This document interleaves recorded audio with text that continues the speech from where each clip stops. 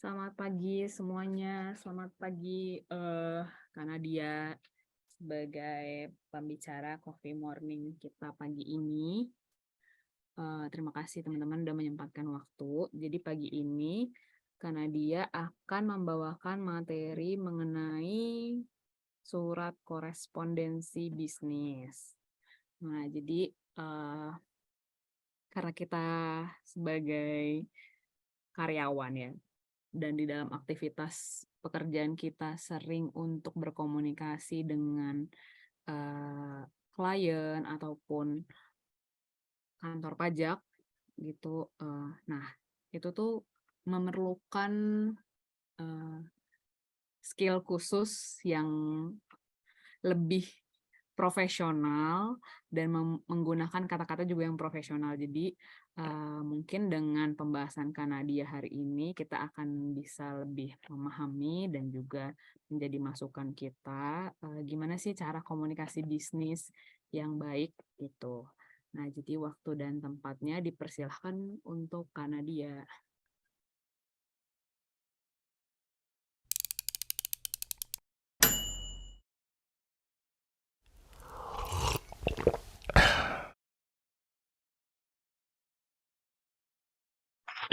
Thank you, Dini. Oke, Ya, selamat pagi teman-teman semua. Selamat pagi juga Pak Wayan yang baru masuk.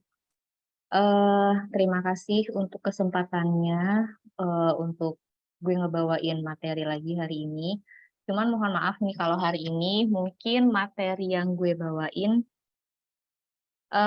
nggak bukan tentang pajak atau sejenisnya karena ya untuk biar refreshing dikit-dikit juga lah. Kemarin minggu lalu waktu round gue udah bawa pajak, pas Eja juga udah bawa pajak, jadi ya udah. Eh, Makasih juga Dini untuk openingnya. Jadi benar hari ini mau ngebawain tema tentang administrasi sih sebenarnya. Tapi bukan berarti ini gue kayak ngeklaim bahwa gue yang paling bisa punya skill ini gitu, enggak gitu. Jadi kalau misalkan nanti teman-teman ada yang mungkin lebih tahu atau mungkin pernah belajar yang lebih formalnya tentang eee, skill menulis atau korespondensi dalam dunia bisnis itu boleh banget langsung dipotong atau langsung di-share aja. Sebenarnya ngangkat berita ini sebentar, kita langsung share screen aja deh. Jadi sebenarnya, eee, ngangkat isu ini berangkat dari, eee,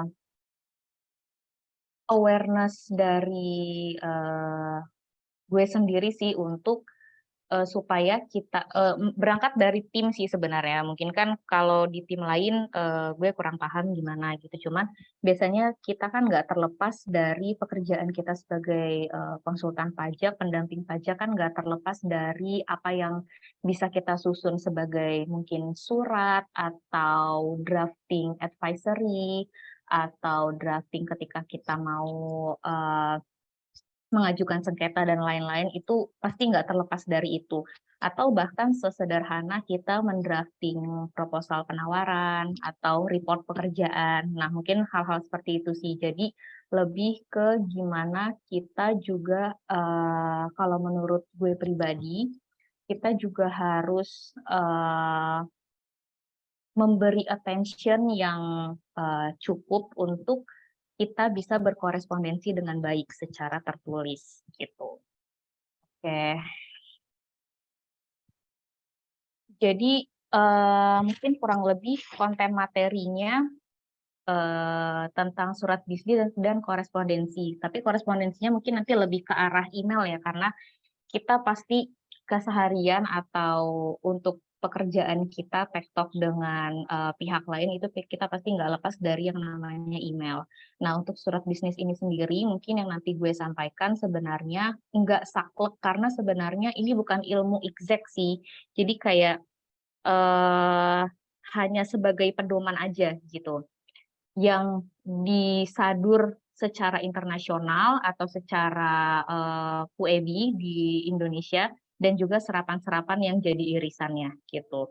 Nah, nanti mungkin konten materinya itu meliputi apa sih pengertian surat bisnis, terus mungkin contoh yang lebih praktikalnya buat kita di-enforce, terus apa aja jenisnya, terus gimana aja sih formatnya sebenarnya. Sebenarnya jadi tuh ada format-formatnya, cuman mungkin dalam prakteknya kita ketika bikin, kita nggak terlalu memperhatikan itu kan, yang penting rapi sebenarnya kan gitu. Terus, gimana sih misalnya tips-tipsnya gitu, apa aja komponen yang minimal tuh harus ada di, surat bisnis atau, kita sebut aja surat formal lah, surat surat menyurat formal dalam dunia bisnis gitu. Terus apa fungsinya, terus, emang seberapa penting sih kita berkorespondensi melalui email yang, efektif dan efisien gitu, seberapa penting dan seberapa dampaknya gitu. Terus apa aja strukturnya itu maksudnya struktur yang minimal itu harus kita perhatiin ketika kita berkorespondensi dalam email, terus apa aja tipsnya supaya kita nggak dicap nggak profesional gitu. Oke, jadi, seperti yang tadi gue bilang, kita berangkat dari, bahwa salah satu korespondensi dalam, tertulis ini, dalam nonverbal ini, juga itu salah satu bentuk komunikasi gitu. Dan untuk berkomunikasi secara efektif dan efisien itu adalah salah satu hal yang paling penting dari semua keterampilan hidup. Jadi keterampilan hidup apapun bentuknya, apapun bidangnya, itu kayak memerlukan sebuah, skill untuk berkomunikasi. Dan sekarang, salah satunya adalah komunikasi tertulis, gimana caranya kita menyampaikan yang secara efektif dan efisien. Oke, yang pertama kita masuk dulu ke, surat formal untuk, bisnis ya. Nah, pengertian surat bisnis ini sendiri sebenarnya, ini sih gue kayak ngambil dari beberapa sumber yang udah terlebih dahulu, melakukan, penjabaran tentang si korespondensi ini gitu. Jadi ya memang nyadur tapi, apa yang mungkin gue share hari ini juga sedikit demi sedikit gue tambahkan yang memang kesehariannya lumrah kita hadapi gitu. Oke, jadi surat bisnis ini adalah salah satu channel untuk berkorespondensi.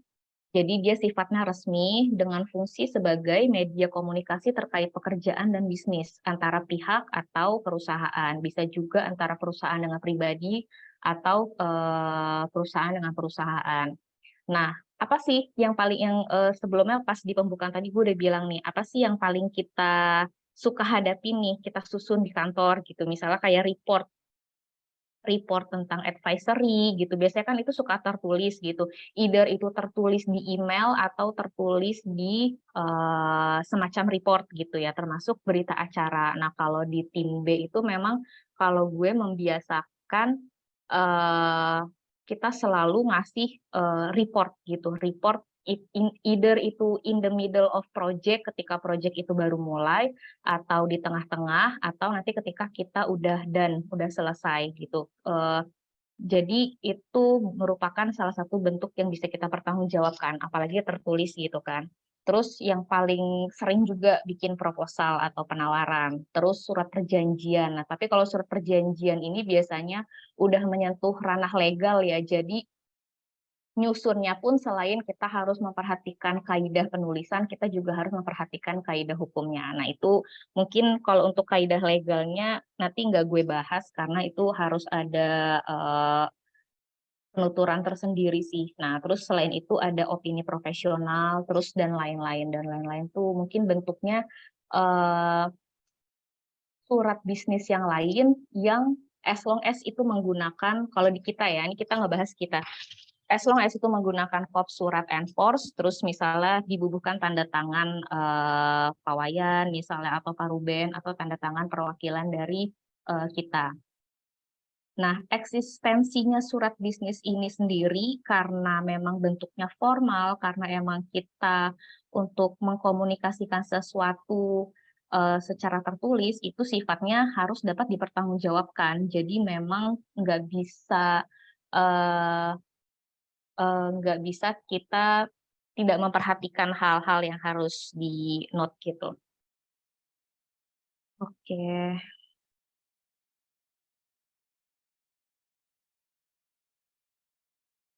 Kemudian ini ada jenis-jenis surat bisnis atau surat formal. Berdasarkan, kalau yang gue lihat sih ini hanya berdasarkan 4 ini ya, berdasarkan tujuan dan fungsi. Itu ada surat, ini mungkin tipe-tipenya ya, kayak ada surat undangan, isinya kan beda-beda.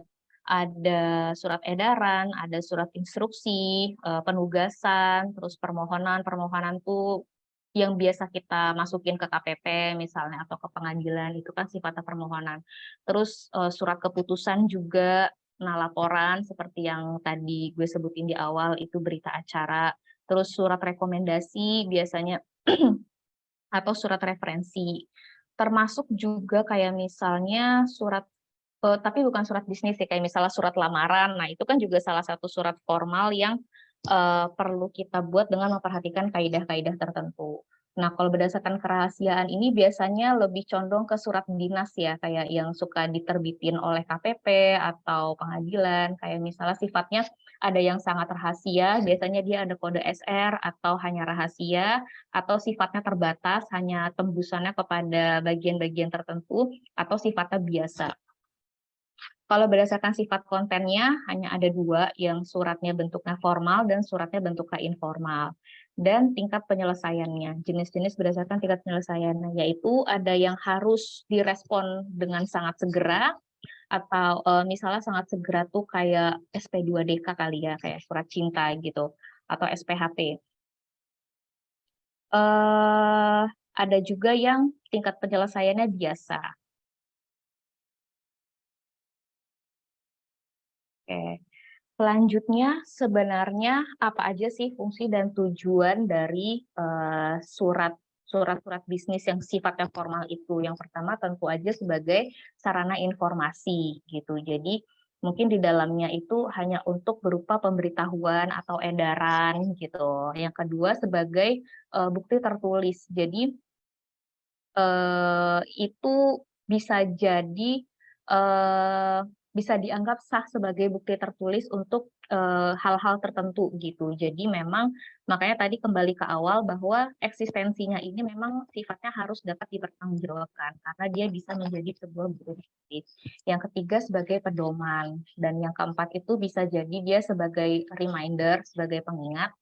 Dan yang kelima itu dia sifatnya sama kayak yang kedua tadi ya, dia bisa jadi bukti, historis, bukti kronologis lah gitu. Nah, serangkaian fungsi dan tujuan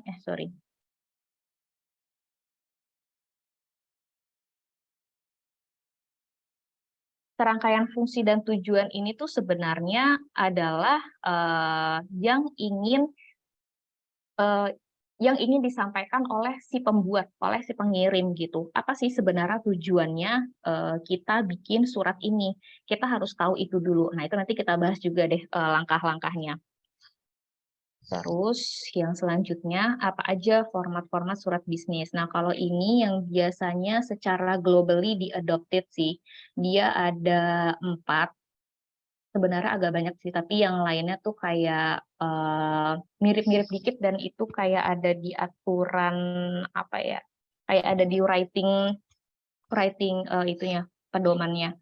Nah, yang pertama itu ada fully block, nah itu semuanya rata ke kiri, nggak ada alinea dan, mulai dari judul, mulai dari tanggal, perihal, dan lain-lain itu semuanya di rata kiri. Jadi nggak ada yang menjorok ke kanan. Yang kedua itu modified atau semi fully. Jadi semuanya tetap rata kiri kecuali si identitas pengirim, tanggal surat, sama complementary closing. Complementary closing itu kayak, eee, hormat kami yang di bagian di bawah sebelum tanda tangan, atau biasanya best regards atau regard gitu. Terus yang selanjutnya ada, format simplify. Nah, simplify ini biasanya nggak ada complementary closing. Kayak isi surat, terus langsung mungkin nama pengesahnya atau tanda tangan. Jadi nggak ada regards atau nggak ada hormat kami.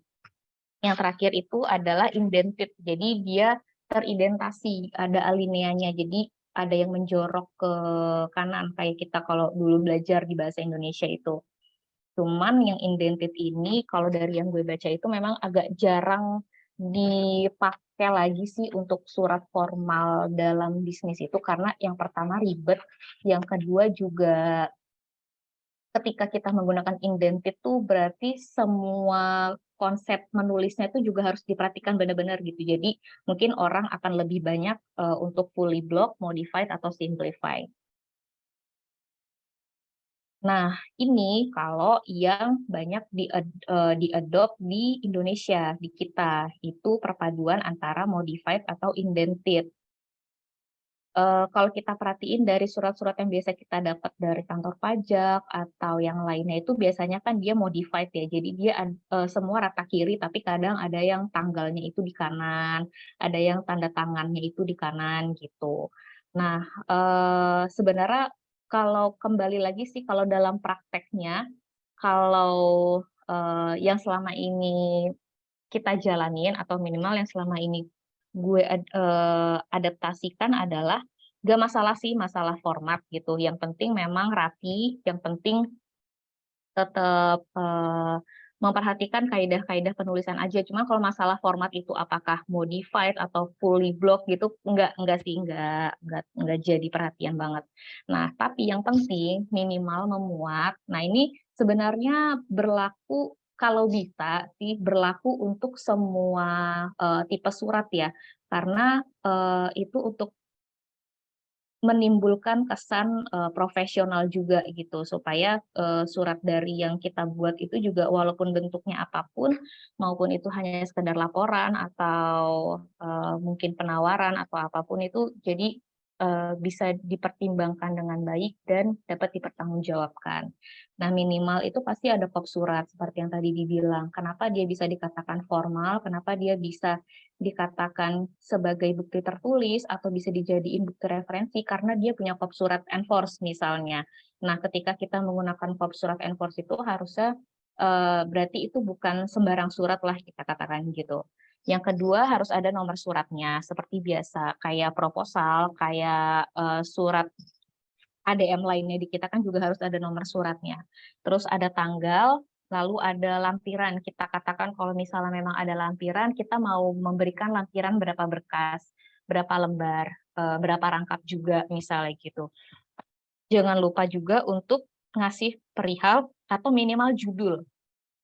Perihal dan judul beda. Kalau perihal itu mungkin nanti dia akan ada, bersamaan dengan nomor surat, nomor surat, tanggal mungkin di sebelah kanan, nah nanti ada lampiran terus ada perihal. Tapi kalau judul biasanya dia langsung center, di tengah. Terus tujuan suratnya kepada siapa? Ini suratnya audiensnya siapa? Apakah kepada kepala divisi, apakah kepada kepala KPP, apakah kepada, manajer atau siapapun gitu. Lalu nggak lupa kita sampaikan salam pembuka, kalau yang paling banyak digunakan sih biasanya kalau di kita di Indonesia itu paling dengan hormat gitu.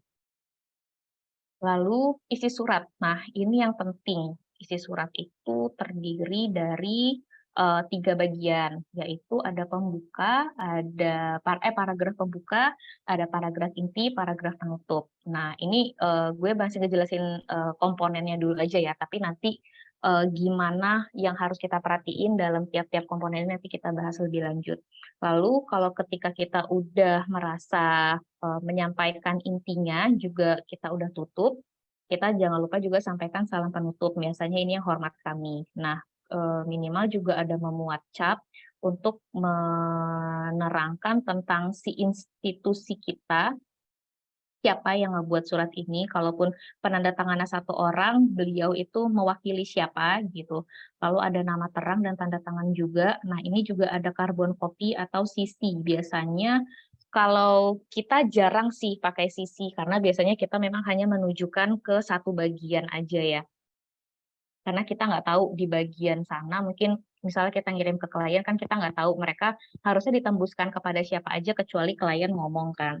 Nah, tapi kalau misalnya kayak surat-surat yang dikirimin oleh, kantor pajak atau apa biasanya minimal kan ada, tembusannya ke bagian mana. Terus ada juga inisial biasanya. Nah, ini, mungkin puebi banget sih kayak biasanya diatur tuh di pedoman bahasa Indonesia diatur siapa yang mengonsep, jadi siapa yang nyusun, siapa yang ngetik, nah itu dikasih inisial. Jadi misalnya yang mengonsep Andini Margareta, nah itu dikasih inisial AM di bagian bawah, paling bawah, terus siapa yang ngetik Nadia Rangkuti, NR, gitu. Terus jangan lupa, kalau misalnya dia ada lebih dari 1 lembar, itu wajib ada halaman untuk mengidentify, lalu diberi footnote kalau diperlukan. Nah, footnote ini biasanya ada footnote yang kayak kita pelajarin dulu, kayak misalnya ada penjelasan tambahan yang kita tambahkan, itu dikasih 1 kecil, 2 kecil di atasnya. Nah, itu juga kalau misalnya memang diperlukan, itu bagus kalau dikasih, tapi kalau misalkan enggak. Sama footnote perihal tuh ada beberapa administrasi kantor yang mereka itu mewajibkan adanya perihal isi surat di bawah. Jadi kalau alasannya kenapa, biasanya alasannya gini, kalau misalnya salah satu lembar dari surat-surat itu ada yang kececer, jadi ketahuan itu lembar dari surat mana, halaman berapa gitu. Jadi misalnya di bagian bawah tuh perihalnya dikasih tahu lagi bahwa ini permohonan PK PTN Force gitu. Jadi untuk masa pajak ini misalnya gitu. Oke. Nah, mungkin ini secara dikit aja sih ngasih tahu contoh format yang tadi di awal gue sampein. Nah, ini contoh fully block. Jadi dia memang rata kiri semua. Semua ada di kiri mulai dari inside address, mulai dari semuanya sampai ke tanda tangan dan complementary clause. Kalau yang ini adalah contoh modified. Jadi untuk inti surat itu sendiri sebenarnya rata kiri, tapi untuk heading-nya, untuk complementary clause sama untuk tanda tangannya dia ada di bawah sebelah kanan. Terus ini ada yang simplified. Nah, simplified ini yang tadi nggak ada complementary clause. Jadi biasanya hanya isi surat apa, terus langsung siapa pengesahnya, penandatangannya, tanpa ada complementary clause. Kayaknya sih hanya itu sih perbedaannya untuk yang simplified. Mungkin juga ini format-format internasional yang cocoknya untuk surat yang sifatnya itu singkat ya, jadi nggak terlalu banyak informasi. Terus ini adalah contoh yang indented. Contoh yang indented ini yang agak menjorok ke kanan, ada alineanya. Oke. Nah, mungkin ini FYA-nya apa yang harus kita perhatiin untuk masing-masing komponen surat bisnis. Nah, kalau dalam prakteknya tuh biasanya, makanya gue suka minta maaf juga sih sama teman-teman tim B gitu, kalau misalnya ketika nge-review draft surat, apapun masih suka micromanaging gitu. Jadi kayak masih suka ngeliatin spasinya, masih suka ngeliatin alignment-nya kanan kirinya tuh sama apa enggak, karena emang kalau bisa sih kita mengusahakan itu serati mungkin supaya merepresentasikan hal yang profesional dari kita lah gitu sebenarnya. Nah, ini pertama klop surat kita udah pasti ada. Lalu untuk nomor surat juga ini biasanya kan bentuknya itu bisa campur kombinasi antara angka dan huruf, kayak kita kan biasanya kombinasi bisa juga angka dan angka, sorry. Tapi tanpa diakhiri tanda baca. Jadi mungkin hanya dikasih strip atau garis miring biasanya gitu. Tapi ketika di ujung itu nggak boleh dikasih tanda baca. Biasanya gitu ketentuannya. Terus harus dikasih tanggal surat. Tanggal surat ini juga nggak boleh disingkat jadi format yang simple, tapi memang harus disebutkan ketika November ya disebutkan dengan huruf November, jadi bukan garis miring 11. Terus untuk lampiran seperti yang tadi gue sebutkan juga itu harus disebutkan dengan jelas apabila ada lampiran di bagian awal. Ada berapa berkas atau ada berapa lembar. Terus untuk perihal ini juga diawali huruf kapital, minimal memuat sebenarnya inti apa, jangan hanya misalnya perihal surat himbauan. Nah, maksudnya jangan hanya seperti itu gitu, kalau bisa atas himbauan atas apa, atau misalnya surat informasi gitu. Nah, itu informasi atas apa. Jadi minimal setidak-tidaknya itu harus memuat inti dari surat itu apa, harus mencakup komponen-komponen inti dari maksud surat itu dibuat gitu. Nah, terus ini tujuan surat. Biasanya kalau di kita yang lumrah itu diawali yang terhormat. Nah, ini nggak usah pakai kepada yang terhormat lagi, hanya cukup yang terhormat, diikuti kata sapaan dan nama, atau ditambah juga boleh bagian dari divisi apa atau jabatannya apa beserta alamat. Jadi misalnya yang terhormat Ibu Agatha Dea, misalnya manajer divisi apa, PT apa. Nah, kurang lebih harus seperti itu. Gitu. Nah, salam pembuka ini juga biasanya yang paling banyak digunakan dengan hormat. Mungkin kalau ada yang lain boleh sih. Nggak tahu deh kalau salam atau selamat. Ya, kalau selamat siang, selamat pagi nggak mungkin ya, karena itu surat. Ya biasanya dengan hormat sih, nah tapi dengan hormatnya ini D-nya itu huruf kapital dan H-nya itu huruf kecil. Dan diikuti dengan tanda koma. Nah, kalau yang gue baca kemarin, kalau kita ngebuat surat dalam bahasa Inggris, itu biasanya kan Dear Mr. Wayan Sudiarta misalnya. Nah, tapi itu nggak pakai koma. Nah, itu paling bedanya di hal-hal kayak gitu aja sih. Dia biasanya kalau yang internasional tuh dia pakai titik dua. Nah, sedangkan kita kan dengan hormat, koma, lalu kita bentuk paragraf baru di bawahnya dengan spasi. Nah, terus ini isi suratnya, terdiri dari pembuka, inti, sama penutup. Pembukanya ini sih sebenarnya nggak harus terpisah menjadi 3 paragraf, tapi kalaupun memang pada kenyataannya pembukanya aja udah memakan 2 sampai 3 kalimat, nah mungkin ada baiknya nanti untuk intinya masuk di paragraf yang berikutnya. Jadi diusahakan itu isi suratnya itu nggak melenceng dari apa yang mau kita sampaikan. Yang penting itu jelas, bahasanya juga nggak bertele-tele, nggak muter-muter gitu, sesingkat mungkin dan hindari yang panjang-panjang. Kalaupun harus panjang, dia lebih baik itu dipisah menjadi paragraf yang lain, sebenarnya gitu sih. Karena ketika eee, orang ngebaca surat yang paragrafnya itu langsung panjang tuh, kayak udah pusing duluan dan susah untuk me-mapping, isu-isu yang mau disampaikan di surat itu, gitu. Terus yang selanjutnya salam penutup. Nah, ini biasanya hormat kami, Nadia Rangkuti misalnya. Atau bisa juga apabila si Nadia Rangkuti itu mewakili suatu instansi, itu bisa juga hormat kami, misalnya PT Enforce Advisory, baru di bawahnya Nadia Rangkuti sebagai apa, misalnya gitu. Bisa juga sih kayak gitu. Karena memang nggak ada ketentuan yang baku banget sih tentang ini semua gitu. Terus tadi itu dia identitas pengirim, siapa yang mengesahkan surat tersebut, lalu diberi juga sisi, kalau misal lebih dari satu, misalnya si kopi karbonnya itu diberikan ditujukan kepada lebih dari satu pihak, misalnya atau satu bagian, itu nggak apa-apa untuk dituliskan dan diberi nomor urut, asal sebaiknya dituliskan sesuai dengan jenjangnya. Jadi yang paling tinggi itu ditaruh di urutan paling pertama. Jadi misalnya ada direktur, baru di bawahnya manajer misalnya gitu, atau divisi yang lebih tinggi, baru di bawahnya divisi yang selanjutnya gitu.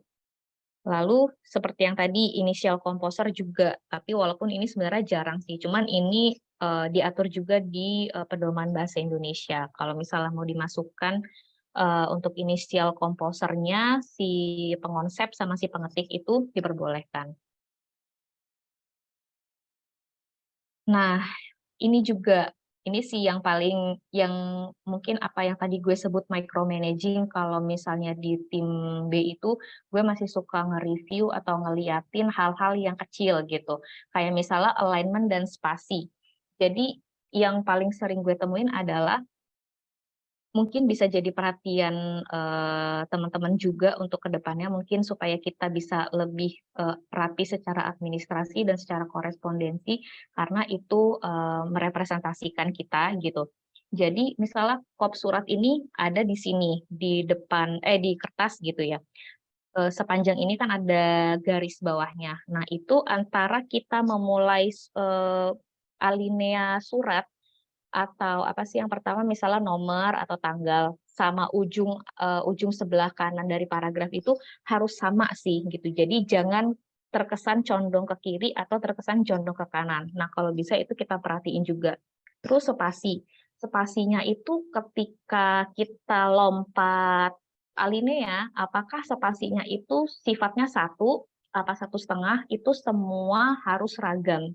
Karena nanti kita harus proofreading juga kan di akhir. Nah, ketika proofreading itu harusnya kelihatan apakah dia menggunakan spasi yang konsisten atau enggak.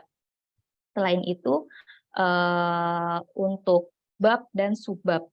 Nah, eee, untuk bab dan subbab ini juga sebaiknya perlu diperhatikan juga, dan ini juga lumayan sering, termasuk salah satu hal yang suka gue suka gue koreksi gitu.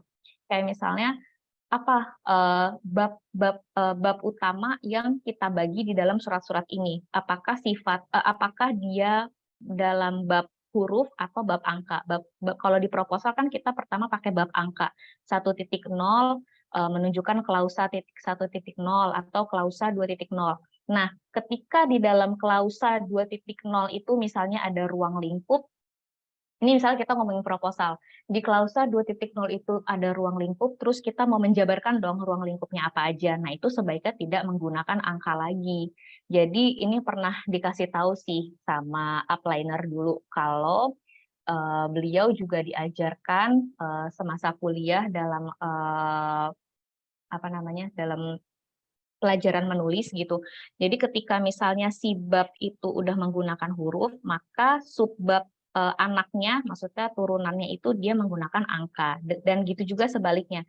Ketika kita menggunakan babnya itu angka, maka sebaiknya subbabnya itu huruf. Hal itu diperuntukkan supaya ketika orang yang menerima, yang membaca surat, dan kemudian orang itu perlu menjadikan surat itu sebagai referensi, dia bisa merefer, oh pada pernyataan dalam bab 2.0 huruf B gitu. Jadi selang-seling gitu. Itu untuk supaya tidak membuat bingung sih sebenarnya gitu. Pun demikian kalau di dalam subbab itu ada anaknya lagi gitu. Misalnya ada anaknya lagi tadi udah 2.0, terus ada anaknya itu huruf. Nah, nanti kalau ada anaknya lagi, nah itu pakai angka lagi gitu. Jadi selang-seling. Hanya paling penggunaannya ketika bab utama itu huruf kapital A, nanti anaknya itu jangan huruf kapital A lagi, tapi huruf kecil. Atau mungkin nanti bisa pakai huruf kayak A.1, A.2, A.3, dan seterusnya. Itu juga perlu diperhatiin teman-teman gitu. Atau nanti ketika udah dirasa terlalu banyak anak turunannya biasanya itu terjadi ketika kita ngedrafting sengketa sih, yang turunannya itu banyak, terus babnya itu banyak gitu. Nah, itu juga diperbolehkan untuk menggunakan bulleting, kayak misalnya bulet-bulet atau centang-centang atau strip-strip-strip gitu. Nah, itu nggak apa-apa. Tapi kalau misalnya masih dirasa 1, 2, 3 turunan itu masih bisa diakomodir oleh penomoran atau huruf yang A, B, C, D. Terus selanjutnya halaman. Nah, pokoknya sih itu sih mungkin buat teman-teman juga nanti ke depannya supaya lebih rapi dan lebih enak untuk dibaca. Terus halaman itu juga harus dikasih. Nah, kalau yang belakangan ini gue adaptasikan adalah gue prefer untuk memberikan halaman yang halaman 1 dari 5, halaman 2 dari 5 gitu. Jadi ketika nanti alasannya sama kayak pemberian footage gitu, pemberian footer, sorry. Ketika halaman itu tercecer, kita bisa tahu itu bagian dari surat yang mana dan halaman berapa gitu. Jadi ini kalau udah lebih dari 1 halaman ini wajib banget, terutama kalau kita menyusun laporan, kalau kita menyusun surat-surat yang sifatnya mungkin permohonan atau untuk hal-hal sengketa dan sebagainya. Yang terakhir, catatan kaki ini juga perlu yang kayak tadi gue sampaikan. Kalau misalnya ada sumber, misalnya kita menyampaikan latar belakang suatu perusahaan, sedangkan sebenarnya kita nggak menerima informasi itu dari si klien misalnya, tapi kita ngambil dari websitenya mereka. Nah, itu mungkin perlu kita cantumkan. Kenapa? Karena in case ada sesuatu yang kita sampaikan salah ternyata atau ada yang misinformasi, nah itu bisa kita jadiin semacam tameng lah bahwa kita menyadur dari si website gitu. Jadi ada semacam sumbernya juga. Nah, dan jangan lupa yang terakhir itu harus selalu proofread. Proofread itu biasanya untuk ngelihat secara keseluruhan ya. Kalau gue biasanya gue zoom out kecil-kecil untuk ngelihat apakah alignment-nya kanan kiri rapi. Terus selain itu juga jangan lupa proofread itu dibaca cepat sekali lagi in case kalau ada yang masih salah ejaan atau salah tanda baca atau huruf besar kecilnya atau italic-nya. Nah, itu emang makan waktu tapi itu bisa kita upayakan.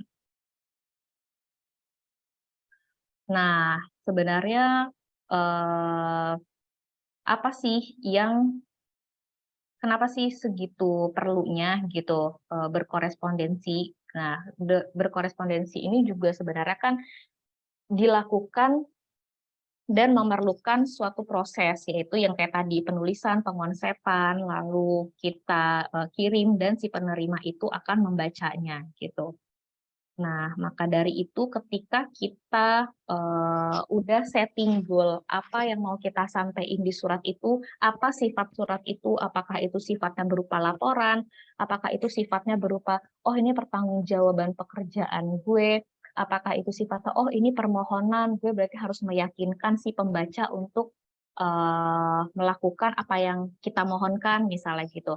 Nah, maka akhirnya kita harus memperhatikan apa-apa aja yang kita perlu tekankan lagi dalam berkorespondensi itu sendiri.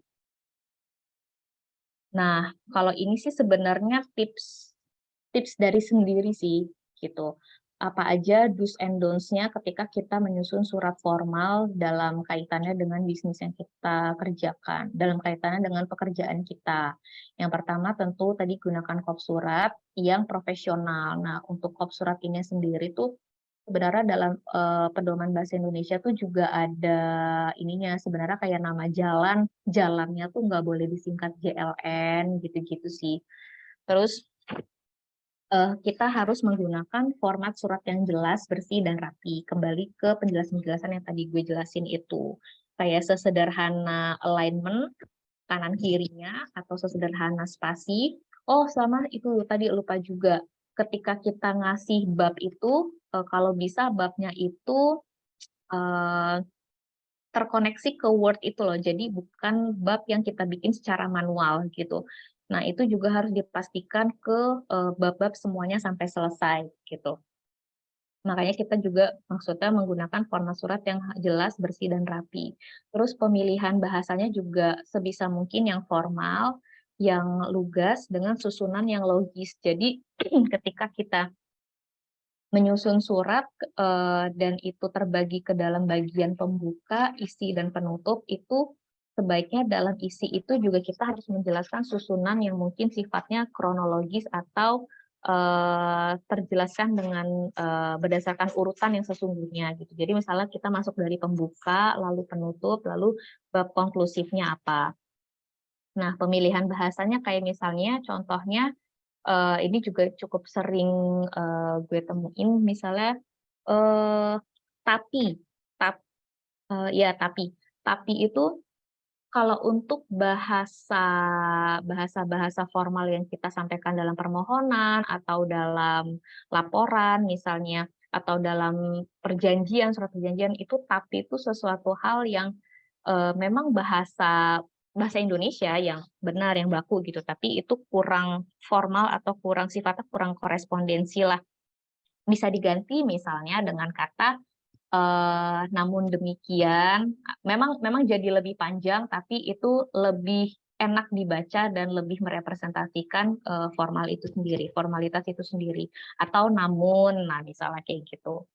Terus penggunaan bentuk kalimat yang persuasif dan meyakinkan. Jadi jangan sampai kita memberikan ruang untuk interpretasi yang lain dari tujuan yang mau kita sampaikan gitu. Jadi si pembaca itu harus yakin bahwa, oh, si pengirim tuh mau nyampein ini loh, gitu. Jadi jangan sampai ada ruang untuk,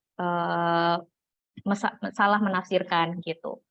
Nah, terus jangan salah juga untuk memilih kata ganti pribadi, gitu. Jadi misalnya kapasitas kita membuat surat itu apakah dari saya atau apakah dari kami, gitu. Don'ts-nya apa aja, hindari pembukaan yang bertele-tele sih pastinya, gitu. Biasanya langsung aja, sehubungan dengan apa misalnya, atau berkaitan dengan proses apa misalnya gitu. Jadi menghindari pembukaan atau penyampaian informasi yang sifatnya itu non relevan sama tujuannya. Terus perihal yang terlalu singkat atau nggak jelas itu sebenarnya, apa, kayak tadi yang gue sampaikan misalnya surat informasi, ya informasi untuk apa gitu. Jadi hanya melihat perihalnya aja mungkin si pembaca itu udah males, maksudnya bukan udah males, kayak apa sih nggak jelas gitu kan. Terus susunan yang bertele-tele antara topik utama dengan topik pengantarnya. Mungkin kita memang memerlukan topik pengantar untuk sebelumnya untuk menyampaikan si topik utama, tapi, jangan membuat susunan yang terlalu bertele-tele, karena nanti jadi mengaburkan, mapping si pembaca gitu. Nah, terus jangan lupa menyimpulkan atau mengkonklusikan isinya atau si topik itu, nyampein apa, kalau laporan apa, kesimpulannya apa. Terus kalau misalnya emang sifatnya sesuatu yang harus direspon, harus ada call to action-nya juga yang jelas. Kayak jangan sampai, "Oke, udah nyampein informasi ini, ya terus gue harus apa?" Gitu. Nah, apakah kita berharap surat itu direspon, apakah kita berharap surat itu ditanggapi atau apa gitu. Terus juga jangan sampai nggak proofreading lagi sebelum dikirim. Oke, mungkin kalau dari surat bisnis sih kurang lebih itu aja sih, karena, merasa selama ini masih banyak, yang masih perlu kita perbaiki lagi dari korespondensi surat menyurat kita dalam bentuk apapun gitu. Jadi mungkin teman-teman nanti bisa diperhatikan lagi supaya dari kita, dari Enforce bisa lebih hati ke luar. Yang kedua, ini sebenarnya tentang korespondensi yang paling sering kita hadapi yaitu email. Ya surat tadi itu kan termasuk korespondensi juga dan yang kedua ini adalah email. Oke, berdasarkan penelitiannya eh, McKinsey Global Institute, karyawan tuh rata-rata menghabiskan waktu 2,5 jam per hari untuk ngurus email. Ya, let's say lah nggak nyangkal kalau misalnya kadang kita melakukan drafting email ke klien yang menyampaikan laporan atau meminta konfirmasi atas misalnya apa ya, ekualisasi misalnya, itu udah cukup memakan waktu lah gitu. Nah, mungkin ini juga salah satu email ini adalah, salah satu bukti tertulis juga, salah satu korespondensi yang bisa jadi, kronologis historikal juga yang sifatnya itu bisa dipertanggungjawabkan juga sama seperti si surat formal, sama seperti si surat bisnis.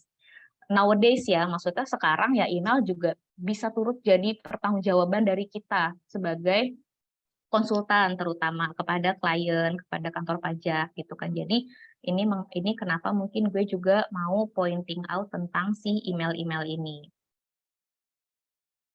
Nah, biasanya apa sih, email yang mungkin nggak sampai atau nggak sesuai dengan tujuan kita? Yang pertama itu, isu-isu yang kita sampaikan tuh kok kesannya kayak nggak berhubungan gitu.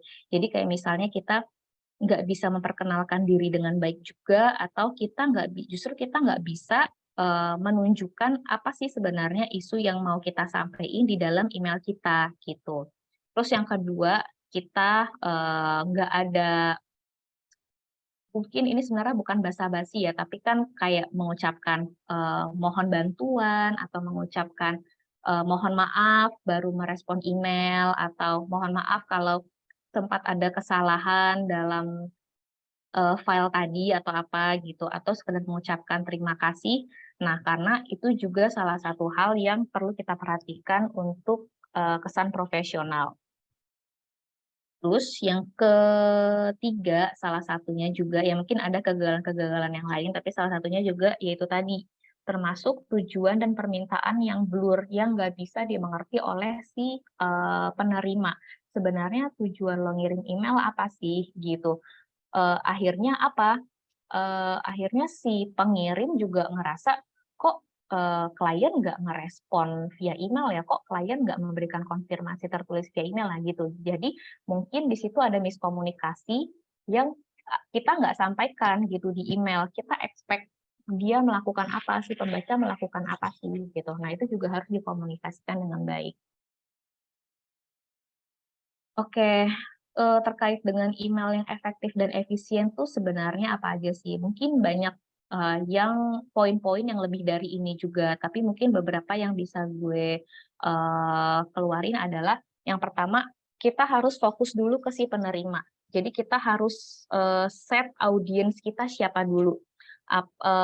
Ini bukan melihat orang dari berdasarkan, jabatan atau posisi tertentu, tapi tentu ketika kita mengirimkan email kepada klien yang mungkin, levelnya mungkin bisa dikatakan sejajar dengan kita, dengan ketika kita mengirimkan email kepada kepala divisinya, atau ketika kita mengirimkan email kepada direksi, tentu itu adalah suatu hal yang berbeda. Jadi kita juga harus set goal sama fokus ke audiens kita dulu siapa. Terus yang kedua, emailnya ini tuh harus, eee, menarik dulu untuk diklik buka gitu. Dari mana? Misalnya dari, subjek. Karena itu yang pasti paling kelihatan pertama kan, subjeknya itu makanya harus jelas. Jangan hanya subjek yang ala kadarnya, kayak misalnya mau ngundang meeting cuman, subjek meeting gitu. Nah, meeting tentang apa, terus itu untuk pembahasan apa. Nah, mungkin secara singkat itu harus diterapkan juga di dalam email. Yang ketiga, email itu jadi efektif dan efisien, ya simply karena dia dibuka dan dibaca oleh si penerima. Nah, that's why kita harus dalam email itu kita harus respectful, kita harus menggunakan bahasa-bahasa yang baik juga. Nah, ditulis dengan termasuk nomor 5 nih, ditulis dengan bahasa dan ejaan yang baik. Nah, mungkin ini, akan nggak begitu berlaku ketika kita misalnya udah cukup kenal sama si, lawan bicara ini, sama si klien, misalnya kita udah kenal lama. Jadi mungkin kaidah-kaidah kesopanan ini nggak harus, 100% lah misalnya gitu, it's okay, asal, apa yang mau kita sampein, apa call to action yang mau kita sampein itu nyampe, intinya itu. Terus jangan sampai membuat si penerima itu merasa nggak baik, jangan sampai kita terkesan ada, demanding di situ. Jadi tone-nya ini memang bukan ngomong sih, tapi tone dari kita, bahasa kita ketika kita, berkorespondensi ini juga bisa jadi diinterpretasiin sama orang gitu. Jadi ketika kita menggunakan kalimat yang nggak misalnya kayak tadi nggak pakai kata mohon, nah bisa jadi si penerima itu nggak merasa baik gitu, kok jadi kayak, instruksi semata gitu, bukan suatu hal yang, komunikasi dua arah gitu. Nah, terus yang nomor 7, sebaiknya, email yang efektif dan efisien itu berkorespondensi yang baik itu tidak memberi ruang untuk, misinterpretasi. Jadi memang apa yang mau kita sampaikan A, ya si penerima itu juga harus A, bukan B atau bukan C gitu. Nah, terus panjangnya itu sebaiknya kalau email ya hanya seperlunya aja. Kalaupun memang ternyata harus panjang, itu lebih baik dibagi per part atau per alinea. Atau kalau memang bisa dilakukan mapping oleh kita sendiri, jadi itu dikasih poin-poin yang jelas 1, 2, 3 supaya terbagi dengan lebih jelas gitu. Dan yang terakhir itu juga harus ada simpulannya. Kita harus memberikan konklusi apa, terus call to action yang jelas itu mereka harus apa. Plus ketika kita udah merasa mengirimkan email tersebut, kita juga harus melakukan follow up, kalau memang itu harus di-follow up. Atau minimal follow up actions itu sekedar memastikan bahwa si penerima udah menerima itu, udah membacakan ya, gitu. Nah, ya ini sih standar sih, maksudnya struktur email itu setidaknya memuat subjek, isi, juga signature. Ini untuk kesan profesional ya. Jadi judul emailnya itu wajib ada, nggak boleh kosong, nggak boleh hanya singkat-singkatnya. Terus jangan lupa perhatiin kita ngirim kepada siapa, terus ada CC dan ada BCC-nya juga. Lalu isi emailnya itu jangan lupa kita juga kasih salam. Salamnya itu mungkin kalau dalam email tuh bisa lebih ke Dear Winda Novela, atau kalau misalnya dalam di bahasa Indonesia mungkin misalnya selamat pagi Pak, selamat pagi Bu, atau yang lain-lainnya. Mungkin kalau untuk penggunaan hai itu kalau untuk klien-klien yang dari luar misalnya ketika kita udah cukup kenal dekat sih biasanya hai itu termasuk sapaan yang formal ya, tapi kalau untuk baru sih mungkin jangan dulu gitu. Jadi kita memang seperti tadi kita harus kenalin dulu audiens kita itu. Terus pesan utamanya juga dibagi ke dalam beberapa alinea, jangan dijadiin satu tanpa enter gitu, karena itu akan ngebikin, ya jujur ngebikin malas juga ngebacanya gitu. Dan itu bikin pembaca susah untuk mapping apa sebenarnya yang kita mau sampaikan. Nah, terus signature itu wajib kudu ada ya, complementary closing sama professional signature kita. Nah, terus mungkin ini tips-tips aja sih untuk nyusun email, karena email itu buat kita ya ketika kita dapat email dari klien berupa konfirmasi atau sesuatu approval atau apapun kan mungkin bagi kita itu juga penting sehingga kita simpan gitu sebagai bukti atau sebagai safeguard kita gitu. Nah, makanya kita juga ketika kita membuat email, terutama ketika kita menyampaikan pekerjaan atau laporan, itu kita harus membuat sebaik-baiknya. Kenapa? Ya karena itu juga berlaku hal yang sama di klien. Misalnya email kita bisa jadi pertanggungjawaban buat kerjaan kita juga. Kita tentu aja kan kita nggak mau di waktu yang akan datang kita jadi disalahin atas si email yang kita kirim. Jadi pertama, kita harus set goal dulu tujuan kita kirim email itu apa. Yang kedua, kita harus ngeset subjek email yang compact tapi udah tepat gitu. Terus yang ketiga, nah ini tadi yang udah gue bahas di slide sebelumnya, opening email kita yang baik itu mau formal atau casual itu tergantung sama audiens. Kalau misalkan emang itu ditujukan ada direksinya atau ada manajer atau apa, tentu kita pasti menggunakan yang formal. Terus kita list down dulu poin-poin utama itu apa aja. Kalau emang hanya singkat, poin utamanya mungkin nggak usah di nomerin, tapi kalau misalkan memang ada beberapa hal yang perlu di point out dalam email, yaitu sebaiknya diberi nomor supaya mappingannya itu lebih mudah. Dan ketika itu perlu dikonfirmasi, biasanya klien juga akan mengkonfirmasi itu dengan lebih mudah gitu. Terus gunakan pemilihan kata atau istilah yang familiar dengan si audiens gitu. Kalau misalnya kita mau menyampaikan laporan pajak misalnya atau tentang ekualisasi, mungkin kita akan menggunakan uh, bahasa yang wajar yang dimengerti mungkin oleh orang-orang yang awam gitu. Nah, terus jangan juga nyusun tulisan dalam email tuh yang terlalu padat gitu. Jadi tetap harus ada alinea yang terspasi dan disusun dengan memperhatikan kronologis yang baik gitu. Terus kita harus bikin closing yang efektif.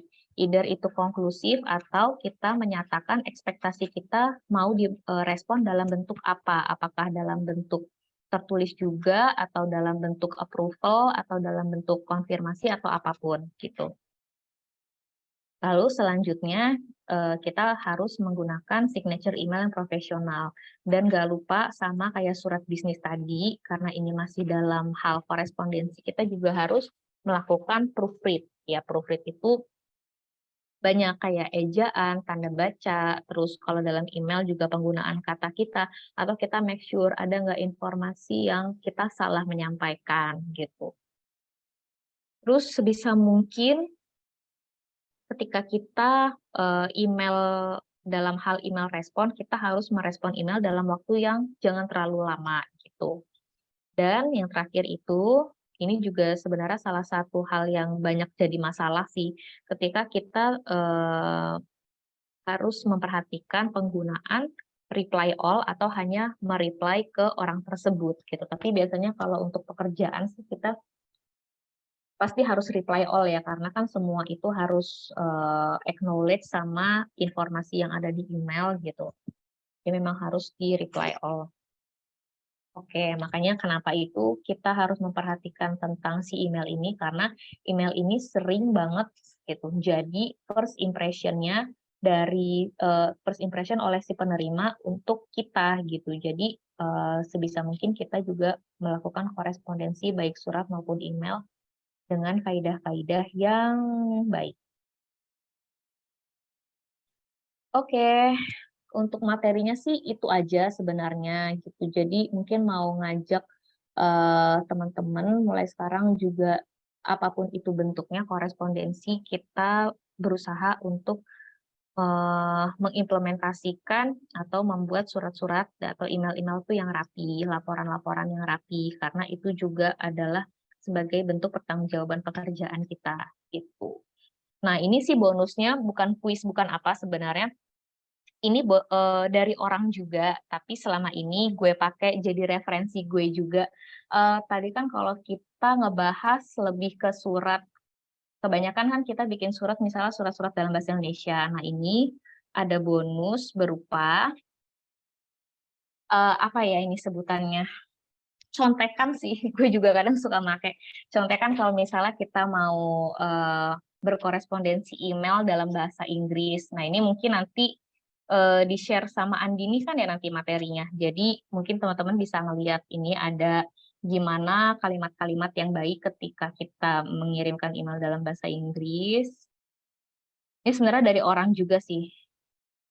Nah, ini email untuk kita closing email gitu. Jadi ketika kita ingin mengekspresikan gratitude, thank you, atau apa yang jadi concern kita ke depannya, atau ketika kita menyampaikan untuk kita bersedia untuk membantu gitu. Ini juga ada basic email gitu, ketika kita mau menyebutkan nama secara formal atau informal, ketika kita mau melampirkan suatu lampiran, dokumen, atau ketika kita mau menanyakan informasi, atau ketika kita mau minta, pokoknya sih harusnya semuanya ada ya, gitu. Mungkin ini pembuka-pembukanya aja sih, gimana baiknya secara formal kalau kita mengirimkan mengirimkan email dari kepada native. Ada suggestion, ada special situation. Nah, ini juga ada job application ketika kita ngelamar, kita bikin surat cover letter. Terus ini ketika kita menyampaikan report, ini juga ada linking words ketika kita menyampaikan sequence atau alternatif, either, in fact. Oke, untuk materinya sampai di situ, dan mohon maaf hari ini gue juga nggak bikin kuis, karena bingung mau bikin kuis apa. Oke, dikembalikan lagi ke Kak Andini.